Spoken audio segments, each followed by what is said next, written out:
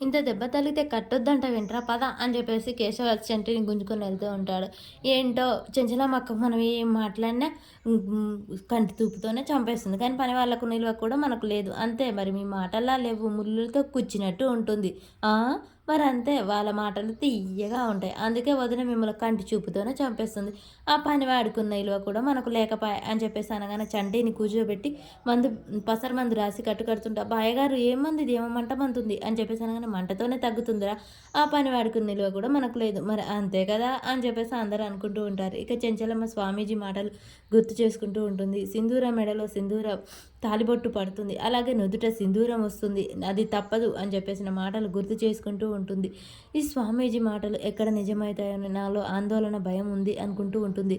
కేశవ వచ్చి ఏంటి చెంచలమ్మ అంత తీవ్రంగా ఆలోచిస్తున్నావు అనగానే ఏమీ లేదండి. నువ్వు నాతో చెప్పలేక సతమత పడుతున్నావు. అది నాకు అర్థమవుతుంది. ఏదన్నా దాచిపెడుతున్నావా? చచ అలా ఏం లేదండి. నా కోడల్ని ఎవరు వాళ్ళు ఎత్తుకెళ్ళింది అదే నాకు ఆందోళనగా భయంగా ఉంది. అసలు ఎవరో గుర్తు తెలియని వ్యక్తులు నా కోడల్ని అపహరించాలని చూశారు.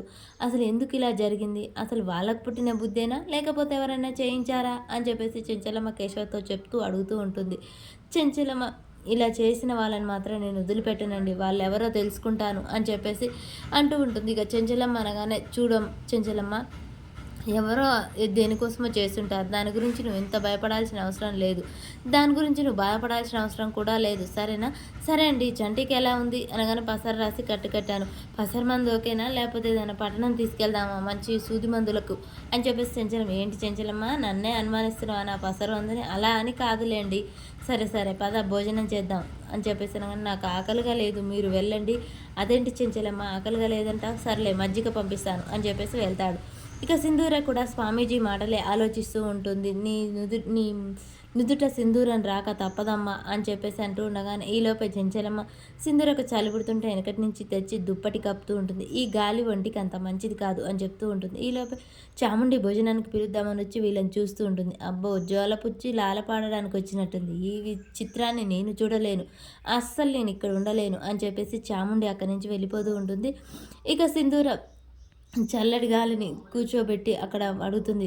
నీ నిర్ణయం ఏంటి అని చెప్పగానే ఏంటత్తమ్మా దేని గురించి అనగానే నవీన్ గురించి నీ నిర్ణయం ఏంటి అనగానే నీ నిర్ణయం ఏంటో చెప్పేసావు కదా అదే మంచి పని చేసావు అత్తమ్మ అని చెప్పేసి చెంచలమ్మ సింధూరతో అంటూ ఉంటుంది.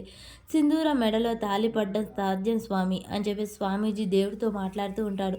చంటి చలికి వణుకుతూ ఉండగానే సింధూర మీద ఉన్న దుప్పటి వెళ్ళి చంటి మీద పడుతుంది. అలా చంటి సింధూరాన్ని చూపిస్తూ ఉంటాడు. గురూజీ మాత్రం సింధూరం మెడలో తాలి రావాలి అని కోరుకుంటూ ఉంటాడు. మరి వీళ్ళిద్దరికే పెళ్ళి అవుతుందా? అసలు ఏం జరుగుతుంది అనేది నెక్స్ట్ వీడియోలో తెలుస్తుంది.